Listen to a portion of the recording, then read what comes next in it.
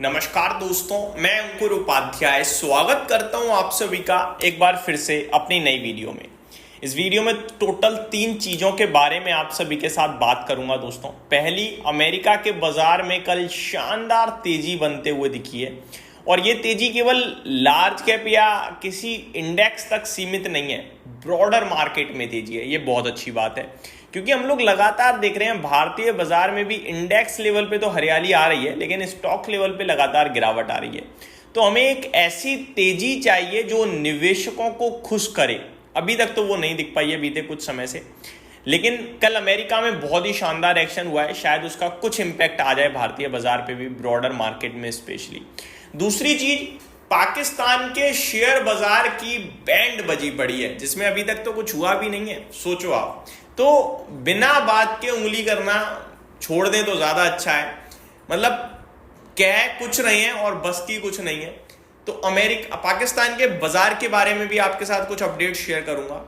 तीसरी बात, ओला इलेक्ट्रिक के शेयर धारकों के लिए एक बार फिर से मुसीबतें बढ़ते हुए दिख रही हैं क्योंकि इनसाइडर ट्रेडिंग का मामला सामने आता हुआ दिख रहा है। क्या है पूरी सच्चाई, इस वीडियो में समझेंगे। सबसे पहले अमेरिका के बाजार के साथ शुरुआत करता हूं।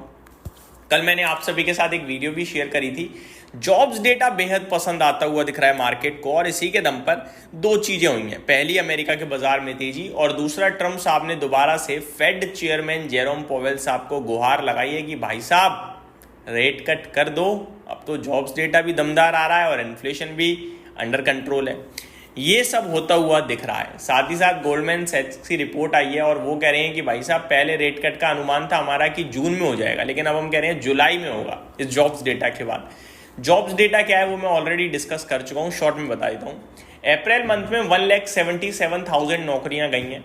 अनुमान 1,33,000 का था, तो एस्टिमेट से काफ़ी ज़्यादा लोगों के पास नौकरियां पहुंची हैं और यही खुशियां बाजार बनाता हुआ दिख रहा है। लेकिन अगर आप इसे मार्च मंथ से कंपेयर करें तो ये कम है। मार्च मंथ में 1,85,000 नौकरियां गई थी और अप्रैल में 1,77,000 नौकरियां। बट बाजार इसलिए खुश हुआ क्योंकि अनुमान से काफी बेटर था और अनुमान 1,33,000 का था। अगर अमेरिका के बाजार पे आए तो डाउ जोन्स 564 पॉइंट्स भागा है, परसेंटेज टर्म्स में 1.4%। नेस्डैक इंडेक्स 1.5% भागा है। रसल 2000 2.27% भागा है। S&P 500 1.47% भागा है। तो तूफानी तेजी कल अमेरिका के बाजार में आपको देखने को मिली, आप कह सकते हैं। फिटसी, ब्रिटेन के फिटसी की बात करें तो भाई साहब ये नई ऊंचाइयों पे पहुंचता हुआ दिख रहा है 2 अप्रैल के लेवल्स के बाद। 2 अप्रैल अपने आप में एक इंपॉर्टेंट डे था, आप सभी को याद ही होगा। रेसिप्रोकल टैरिफ उसी दिन लागू हुआ था, तो टैरिफ फियर जो बना था वो फिटसी ने तो पूरी तरीके से पचा लिया है और फ्रेश हाइस पे आ चुका है, जो 2 अप्रैल के प्रीवियस थे उनके ऊपर ट्रेड करता हुआ दिखा है। कल भी करीब 1% ऊपर बंद हुआ है फिटसी 100 इंडेक्स। तो ये काफ़ी पॉजिटिव लग रहा है मेरे को कि हाँ चलो ठीक है यार, बाजार ने ये टैरिफ तो पचा लिया कहीं ना कहीं। आते हैं दूसरी खबर की तरफ। पाकिस्तान, माफ़ कीजिएगा, मेरे तो मुंह से भी नहीं निकलता पाकिस्तान, क्या ही उनको डिस्कस करें, बट ठीक है अभी चीज़ें चल रही हैं तो आपके साथ डिस्कस कर देते हैं हम। पाकिस्तान के बाजार में भाई साहब 7,000 पॉइंट्स की गिरावट हो चुकी है 22 अप्रैल के बाद, जब से ये इंडिया पाकिस्तान टेंशन छिड़ी, जब से पहलगाम टेरर अटैक हुआ उसके बाद से पाकिस्तान की बैंड बजी पड़ी है। 7,000 पॉइंट उनका बाजार टूट गया है दोस्तों। हालांकि 7,000 पॉइंट ज्यादा नहीं होता है, केवल 6% ही होता है। मैं आपको बता दूं, Pakistan benchmark KSE 100 index plunged more than 7,100 points और नियरली 6% बिटवीन 23 अप्रैल एंड 30 अप्रैल। 23 से 30 अप्रैल के बीच के अंदर 6% उनका इंडेक्स टूट गया है।